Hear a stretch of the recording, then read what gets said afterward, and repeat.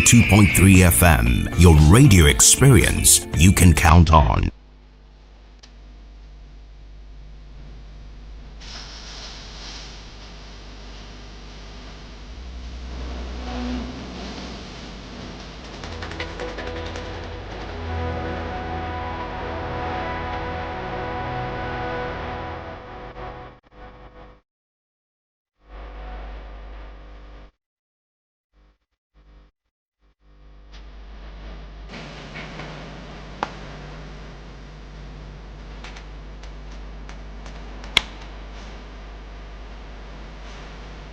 Welcome back and thank you for staying with us. This is Eagles Morning Risers Breakfast Show, and yes, this is Eagles Outlook, where we talk politics and current affairs. Time check on the Eagles Wings timing would be 3 minutes gone past the hour of 9 on the AM side, and you have found the Eagles 102.3 FM Abuja. Keep in mind that we give you an audio-visual radio experience that you can count on, and you can go on to the YouTube channel as well as the Facebook page wall and spread the Eagles Wings across every other social media platforms as you know it, and find us at Eagles FM Abuja. My name is Uduak Daniel. We're looking into the NNPCL issues. I mean, the woes, the fraud that's going on in NNPCL. I mean, NNPCL in trouble with EFCC $2 billion fraud, right? And to look into it, it is also very necessary for us to look at the background. Between 2017 to 2023,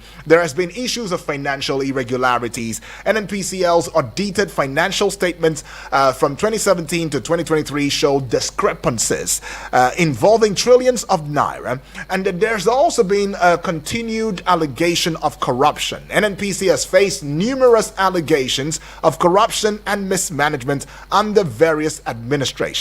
Now, it's not just about the Tinubu administration now, right? It's been a compendium of allegations of fraud, corruption. I mean, if you recall, sometime, was it this year now? There has been the time where the former GMD of or GCEO of the NNPCL, Mele Kyari, had come out to say that, look, there is so much going on within the oil sector, within the NNPCL, that if he's to talk about these things, he will have to leave office to say them. He wouldn't be saying them while in office. He will say them when he's out of office. And now he's out of office. Is he talking? Oh no, he has kept mum as it stands. But then if you also look at, some other key allegations, there has been the allegation that concerned the $1.5 billion spent on Port Harcourt refinery with questionable outcomes and lack of transparency could refinery now in Comatos. I mean, they told us that it is undergoing, repairs. How long? I mean, during the Mele Kyari, we saw these repairs going on. $1.5 billion spent just like that. Refinery repair scandal, I would call that. Now, there's also been the place of crude oil allocation scandal, where alleged misallocation of 89 million barrels of crude oil to non-state actors, happened. And we also saw a deal where the NNPCL's dealings with Matrix Energy, including reported $2 billion debt being serviced through daily crude oil allocations. So the EFCC between 2024 and this time now, 2025, is investigating a $7.2 billion fraud allegation. So EFCC has arrested several high-ranking NNPCL officials over allegations of a $7.2 billion fraud linked to refinery rehabilitation. How many times will I hear that word? Now, the key suspects are Umar Ajia Isa, Jimo Olasukomi, Tunde Bakare, Ahmed Adamu Diko, and Ibrahim Monday Anaja. Now, follow me now. I don't see any name like Mele Kyari being mentioned in this very one now. All right, so there's a need for increased transparency and accountability. because this is to highlight the need for transparency and accountability in Nigeria's petroleum sector, which is something that we've been talking about over and over and over again. But we won't stop. Not now, not ever. There is also a need for improved governance and oversight. I mean, the investigation may lead to improved governance and oversight in that sector. And there is also a need for enhanced public trust, because the outcome of this investigation may enhance public trust in government institutions. So key questions would be, will the EFCC's investigation be a wild goose chase, or will it lead to meaningful accountability and reforms? Another would be the place of holistic overhaul. Does the NNPCL need a holistic overhaul, and should President Tinubu's role in the organogram be re-evaluated? All right, that is some question going on right there, especially when it comes to this discourse this morning. Some conclusion might be the fact that, hey, the EFCC's investigation into the alleged $7.2 billion fraud should highlight the need for transparency and accountability in Nigeria's petroleum sector. But not just that, the investigation holds some significant implications for the sector and the broader economy. Let me give you a quick timeline now. Between 2017 to 2023, NNPCL's financial irregularities and allegations of corruption. That was what it was. Now, between 2020 to 2024, allegations against now 2024 up until now 2025, EFCC is investigating $7.2 billion fraud allegation. All right, another thing that might come to mind as we tinker a bit with this discourse this morning would be the place of whether or not the EFCC's investigation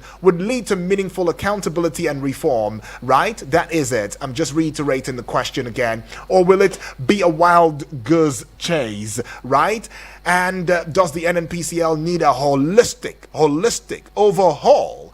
And should President Tinubu's role in the organogram be re-evaluated? Right? That is some question. Well, today's discussion on the Nigerian National Petroleum Company Limited, NNPCL's troubles with the EFCC, that is talking about the Economic and Financial Crimes Commission, EFCC, over a $7.2 billion fraud allegation, is particularly relevant, especially when you look into the expertise of our guest, who is Chief Engineer Martin Onovo, is a renowned petroleum engineering consultant and energy expert. With his extensive background in the energy sector, Chief Onovo is bringing valuable insight into the complexities of Nigeria's petroleum industry, including issues of transparency and governance. I mean, the NNPC's troubles with fund misappropriation dates back several years, with numerous allegations of corruption, mismanagement. I mean, under the Buhari administration alone, the NNPC was accused of various forms of finance. One notable case involves Milikari, the former group CEO of NNPC, who was accused of mismanaging funds meant for refinery repairs. Specifically, Kari was alleged to have spent a whopping $4 billion on refinery repairs, with some questioning transparency and accountability of these expenditures. Hello and good morning to you, Chief Engineer Martin Onovo. Good morning. Yes. Welcome aboard. It does feel good to engage with you in this discourse this morning. Well, thank you. Yes, when we look at all of these that is going on, I mean, $7.2 billion fraud, the EFCC is investigating the NNPCL. It does highlight and bring to limelight troubling scenarios, a troubling critical situation where transparency and accountability is being questioned. And two questions on the minds of Nigerians, two very pertinent questions. One will be, will the EFCC's investigation be a wild goose chase, or will it end and lead to meaningful accountability and reform? Secondly, Nigerians are asking, does NNPCL need a holistic overhaul, and should President Tinubu's role in the organogram be re-evaluated? What are your thoughts, especially especially when you look into issues where, of course, quite a number of persons have been fingered to be complicit in the mismanagement of these funds and all of it. What are your thoughts in this? Well, the first thing is that I do not want us to limit corruption to the NNPC, because that will be inaccurate. Okay. The fact is that in 2015, the former president of ICANN said that in Nigeria corruption is endemic. I will go further to say that corruption is the norm in Nigeria today. Is the norm. And if you remember the recent corruption study done by the National Bureau of Statistics and the United Nations Office on Drug and Crimes, the judiciary was even indicted as the center of highest corruption, with judges specifically being identified as the biggest bribe takers. So we must first admit, because wrong diagnosis will lead to wrong treatment. So if we do not diagnose the Nigerian situation properly, we might think that NNPC is the only corrupt organization in the country. But I'm saying that nationally, corruption is the norm. And if you look at a project like the Lagos Coastal Road, the 47-kilometer section, ordinarily should cost about 88 billion naira. We're doing it for 1 point. This is enough money to build a dual carriage highway from Port Harcourt to Abuja. And you know what that will do to the economy? If we have a dual carriage highway from Port Harcourt to Abuja, but we're using it to do a very short 47-kilometer section. And looking at that project, for example, you will see that it was not in the budget when it was started. There was no bidding. And bidding is required by the Procurement Act. So that's lawlessness. So it will be unfair and inaccurate if we say that corruption is just in the NNPC. I want us to understand that nationally, corruption is the norm. Nationally. I am talking about courts. I'm talking about Ministry of Works. I'm talking about Ministry of Petroleum. I'm talking about nationally. Corruption is the norm. With no hope in sight? With no hope in sight? Well, the hope in sight is the political leadership. And unfortunately, right now, the Organized Crime and Corruption Reporting Project ranked Jagaban Tinubu as the third most corrupt ruler in the world. Because in Nigeria today, by law, all MDAs are supposed to work according to their Establishment Act. But in fact, they all work according to what in Nigerian language we call the body language of the. So you can see that in EFCC. They said Yahya Bello was corrupt. Yahya Bello is this, Yahya Bello is that. Yahya Bello pays school fees in dollar. Yahya Bello pays school fees forever. Yahya Bello ran away with 18 billion. Well, Yahya Bello is evading research. Yahya Bello. It was all over the media. Now they have Yahya Bello. And the presidency is congratulating Yahya Bello on his birthday. So you can see that the whole thing is deceit. It's a drama. And that's why I say it's the norm. Corruption is the norm. It's the standard. In fact, it is turning to a crime not to be corrupt in Nigeria. You can get discipline for not being corrupt. You can get even killed for not being corrupt. So corruption is the norm. We can now go to the NNPC having established that background. Right. Now, this corruption was clear from the beginning. From the very beginning. And we must blame the Nigerian media for that. Because the Nigerian media is becoming reactionary. They wait for everything to go wrong before they start reporting. How productive is that? From the first step, you see the deviations. When this let us not go to the history. We don't have enough time for that. In the last 10 years, how many times have we awarded refinery maintenance contracts? What has happened? So, and that's why I say it's the norm. Now, latest one, first, when they decided to award these contracts, there was no transparency with the bidding, with the costing. And those of us who know about the costing of such programs challenge the costing.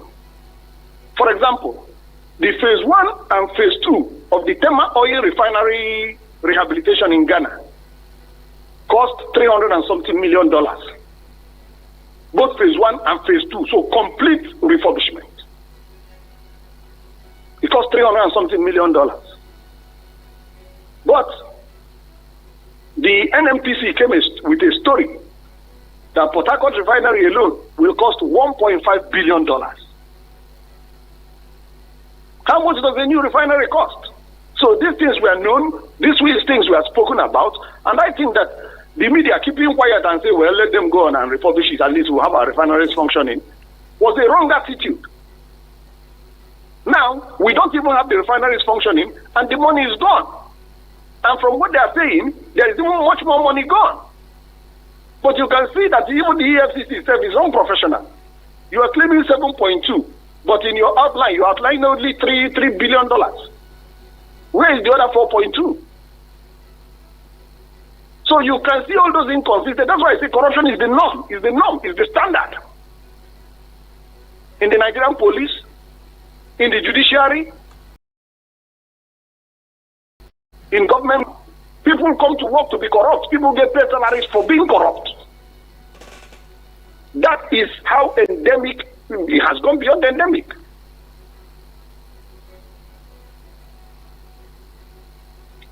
With regards to your question, right, about if Nigeria needs, NNPC needs a complete overhaul. Overhaul, yeah. I would say that will lead to nothing, because the NNPC has been notorious for corruption, not because it's the most corrupt, at least the studies did not show that. But the revenue of the NNPC is so much that even 1% corruption in the NNPC is very significant. That is the source of over 70% of the whole national foreign exchange. You know that the budget is set on NNPC crude oil benchmark. That is how important the NNPC is. So, because of the quantum of revenue that the NNPC controls, even a 1% corruption there will be more significant than a 50% corruption elsewhere. So, the NNPC is very important, and this corruption is significant. And this corruption is historical, and is historic in the sense that it has been in this dimension for a long time. Let me give you another indication. Right. $1 billion is about 90 trillion. In Naira? Yes. Okay. It's about 90 trillion. So, and total national revenue last year was not up to 10 trillion. So, to understand comparatively the kind of dimensions we're talking about.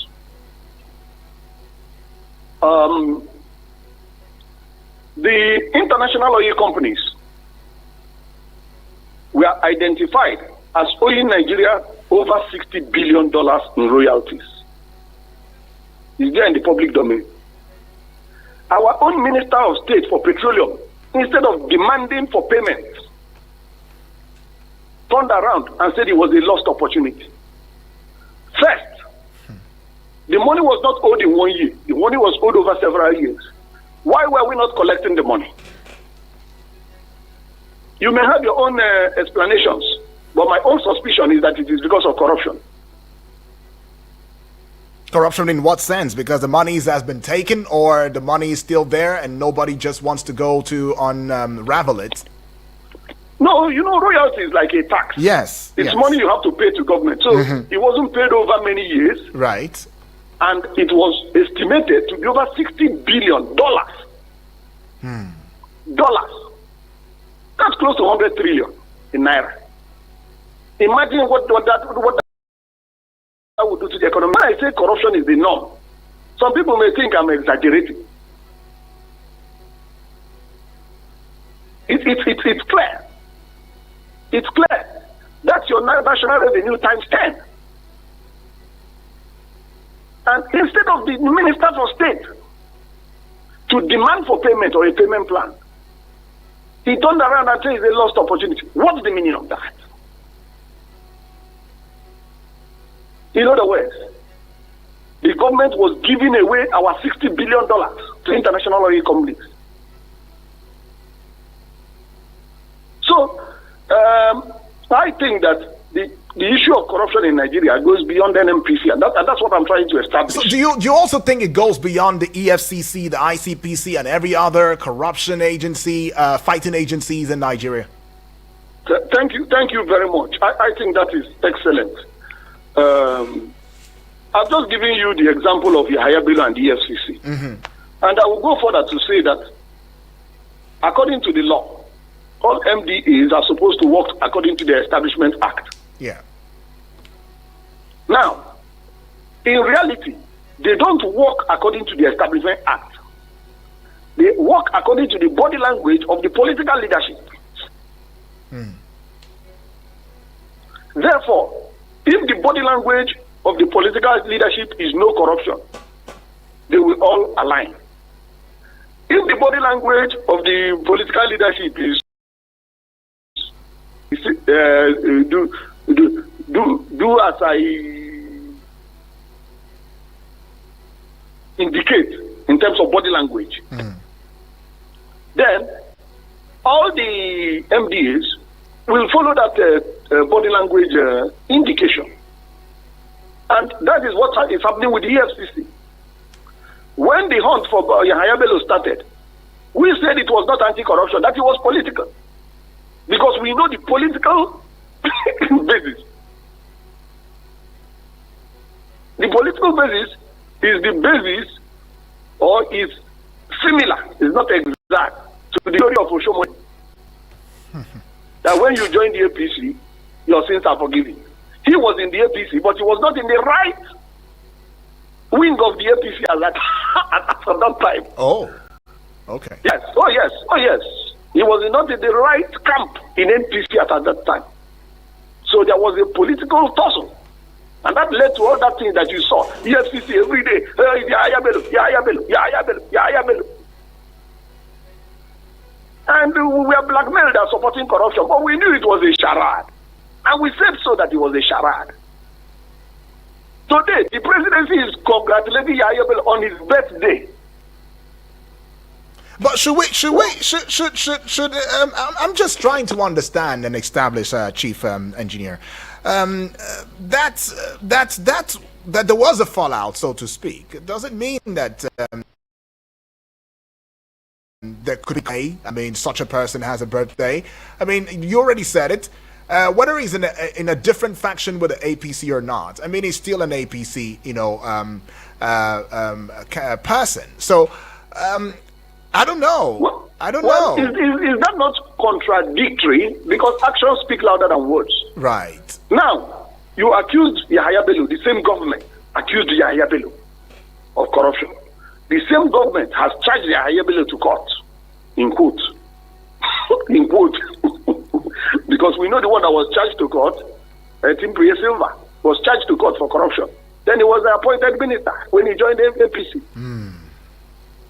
This is clear. So, Yahaya Bello was charged to court by the government. The government is led by this presidency. He's charged of a crime. If he's convicted, he's a criminal. Then, the presidency congratulates him on his birthday. If you don't see anything wrong, I see everything wrong. I see everything wrong. Okay. The same people you say are destroying the country are the people you are congratulating on their birthday. Why will you charge him for a crime if he's not destroying the country? You charged him for a crime. The case has not been dispensed with. The matter is ongoing. Right. Then you are congratulating him on his birthday. So what I'm just saying is that It will be more if we understand that corruption is the norm in Nigeria. It's the norm. If you are not corrupt, you are very likely to get framed up and get rubbished. Because they will make false allegations against you, and because they are in a clique, in a cabal, they will raise false witnesses, and you will get indicted for being honest. And then their corruption continues. Well, in view of the discourse, NNPC as it stands now, if I understand you correctly, you're saying that the institutions to fight corruption seemingly they're not strong enough to fight the type of corruption in Nigeria. Is that what you're saying? No, what I'm saying is that leadership is key. It's key. What okay. I'm saying is that leadership is critical. What I'm saying is what Achebe told you, Professor Achebe told you in writing in 1983, in his small booklet, The Trouble with Nigeria. The trouble is the leadership. It's very clear. The corruption prevails because the leadership is corrupt. And I just gave you the indication, one indication, that the Organized Crime and Corruption Reporting Project ranked Jagaba and Tinubu as the third most corrupt ruler in the whole world.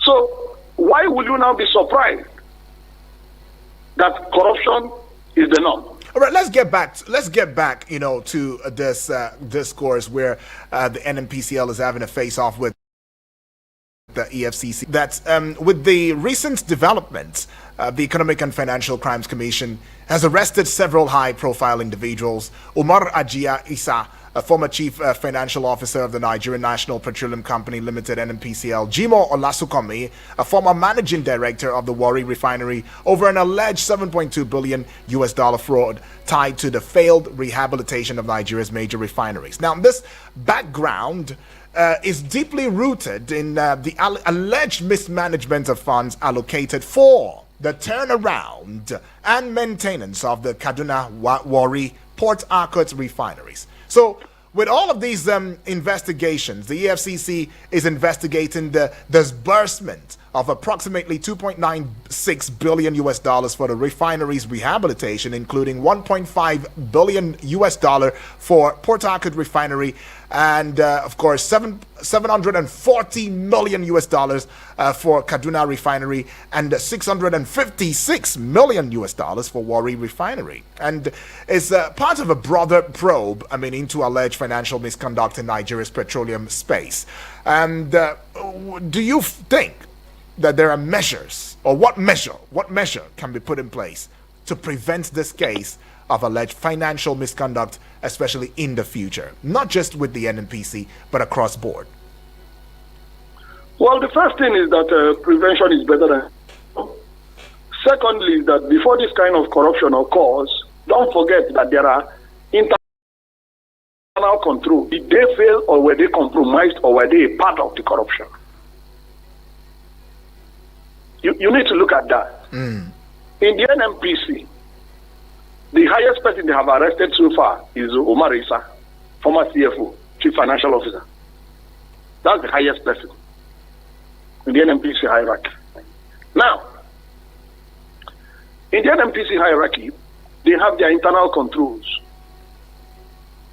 Did those fail? If those failed, what was the NNPC board doing? Were they not doing their oversight? If the NNPC board didn't do the oversight properly, what was the minister doing? Which project does the minister have on this scale that he was more busy attending to that he couldn't attend to this? When we were raising alarm in the public space that the NNPC refinery rehabilitation project was corrupt at the initial, what did the minister do? That's another thing about corruption in Nigeria, like I was saying. It is the norm. Now, a project as sensitive as that, costing this much, the amount you listed are about $3 billion. So, that's about 4.5 trillion naira.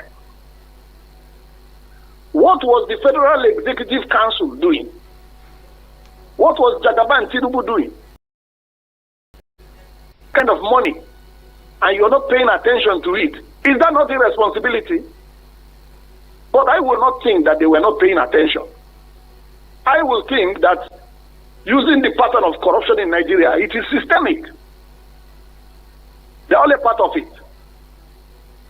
So are you of the opinion, just this one before we go on a break, are you of the opinion that the president should indeed relinquish his position as the overall head when it comes to the petroleum industry in the country? In fact, that question supports my position. Okay. What is more important than petroleum in Nigeria in terms of revenue? There is nothing more important. Right. Educate me on what is more important than petroleum in terms of revenue. And that is critical. So I will not worry if the president makes himself Minister for Petroleum. I will not worry about it. So what worries you? No, I'm saying if he makes himself, it is so that the priority, which to me is petroleum, will get the highest attention. So right. that should not be an issue. If he thinks that it's important that he's the Minister of Petroleum, I don't see anything wrong with that. Okay. If he also thinks that he has more importance to do things to do, maybe national security. Excellent. Okay. But even national security is funded. And the biggest source of funds is the NNPC. All right, let me put a peg to your thoughts, Chief Engineer Martin Onovo. We will go on a break, and then, of course, when we back get to you, I would try to get back with you again so you can put a cap to the discourse this morning. Right. All right, that being said, now we go on a quick break. We'll be right back in a short bit. This is Eagles Outlook, and we're looking at NNPCL in trouble with the Economic and Financial Crimes Commission over a $7.2 billion fraud.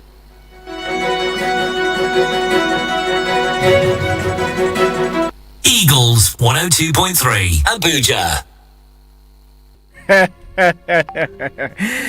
Now I can recoup back all the money I have spent on this annoying family. The correct road. Now State House Department of Media and Publicity Power Arm.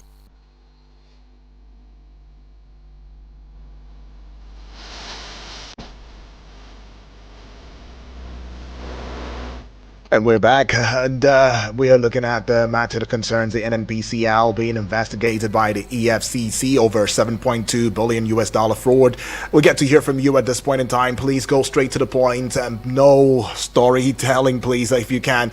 Just go straight to the point. Give your thoughts and proffer solutions to what you think could be the way forward. Because enough of dwelling on the pain.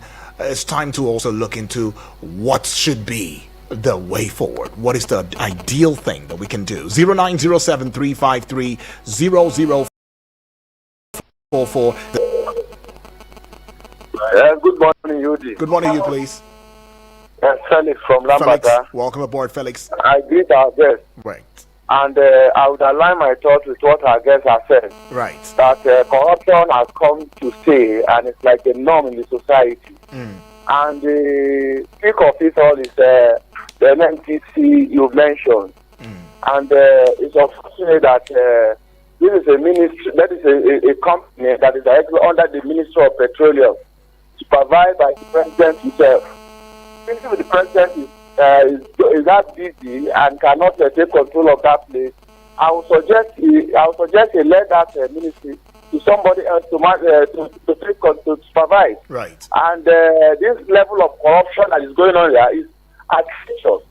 And I'm surprised also that the former chief executive of that company is not mentioned militarily. There's no one military would have survived all this and the exoneration out of all this level of corruption. And NNPC is not the only organization that is having such corruption. Look inward into all other refineries and all that the turnaround maintenance and everything that's gone on wrong there. And let's correct this because it's affecting the economy seriously. Right. There's no how we can move forward with this level of corruption. Thank you very much. For that one, though, it's time we began to put the searchlight on corruption and probably insecurity. But quite a number of people believe that as long as we are able to tackle corruption, insecurity will just die a natural death. Do you agree with that? But I mean, we're still looking at the topical issue. NNPCL in trouble with EFCC over 7.2 billion US dollar fraud. And the number you can as well call would be 0908 766 8888, and the WhatsApp portal number would be 0909 705 4450, right? The numbers again, 0907 353-0044. Now you can also hook up with the online stream platform where we have an online television broadcast right there on YouTube and on Facebook, and leave your comment in there, and we will indeed take your comment as they come, right? Give us a like, give us a following, and subscribe to the YouTube channel as well. Now I see this message right here via the WhatsApp portal. This one is coming from okay, it's coming from Lorenzo D. Capinto from Kubwa. He says, good morning to you, sir. Good morning to you too, my brother. I'm not surprised about the corruption and crime in NNPC. Nigeria is under a curse, but whoever did this to us will not see heaven. Imagine the so-called amount for Port Harcourt refinery. Until now, the refinery is as good as stage 0. What happened to the money? Is it that the money grew wings and fled off? Steel company not functional till now. What will I be doing in the FCT if that company is functional? I may likely not be working with a company, but it becomes a business environment because I'm from Kogi State. ICPC, EFCC are under the control of government, and it is very wrong. Let me rest my case. But just before he does so, he says the so-called Yaya Bello saga became the story of the past because he belongs to the same party. They are killing the country even when they knew. Even when we tell them the way forward, they won't take it. Lorenzo Di Capinto is saying that. Now we go to this one here coming from Terkenbi Hundu, all the way from Nasarawa State. Says, good morning, Daniel. Good morning to you. Terkenbi all the way from Nasarawa says, greetings to our guest. Okay, says, I want to disagree with your guest. The fact that Yaya Bello is alleged to have stolen over 80 billion is still an allegation not proven. I don't think it's wrong to celebrate with him because he's facing charges of corruption. Many a time, the same EFCC accused high-profile politicians of corruption, firing hundreds of charges only to get to the court and all the charges dismissed and acquitted. For now, Yaya Bello remains innocent of all allegations until proven guilty by a court of competent jurisdiction. For NNPCL, Kai says, that name rings so many meanings to Nigerians. Biggest being a very corrupt organization. I'm looking forward to seeing EFCC invite the Ogak Patak Kyari. You can't hold these boys and allow him to go free. I only believe all the billions of dollars spent on maintenance could have built two brand new refineries. Terkenbi Hundu is saying that. Back to you, Chief Engineer Onovo. If you were to put all of these together, you've heard it already, what would be your final thoughts in this? I mean, it's an ongoing conversation. I don't think it's going to stop or end here. Well, we will keep following up with the EFCC, even though we don't trust it. And you know that this is not the first time the EFCC is arresting people over the NNPC refinery rehabilitation. It had arrested a few officials a few weeks ago, and the public reports claim that one of them had 80 billion naira in his account. So that was also in the public domain. So we expect the EFCC to be independent, like your caller said. Yeah. We expect them to be professional. We expect them to be thorough. We expect them to be competent. And in law, when you allege a crime, the requirements for proof are clear. So if you have an EFCC that is competent, then they can meet the requirement and get convictions and get recovery. Recovery is important to us. Okay. The funds at stake are significant and can turn Nigeria overnight. Right. Thank you so much, though, Chief Engineer Martin Onovo. You are MNSE Mr. Daltons, and you've been in this discourse for quite some time, and we appreciate your time with us. We hope that as these stories develop, we would be able to reach out to you, and you'd give us audience as we go engaging on national, political issues. Thank you very much. Appreciate. Right. Now, that is all that we can take right now. I want to say a big thank you to each and every one of us for being a part of the discourse this morning. Indeed, it's been a great conversation. Yep, at the 10 o'clock hour, of course, will be time for the general open banter. You don't want to miss that. And as much as we can, please shun corruption at any level, in every form or shade, right? And let's try to do the right. It may not be so easy, but of course, if you put your heart to it, you can achieve it.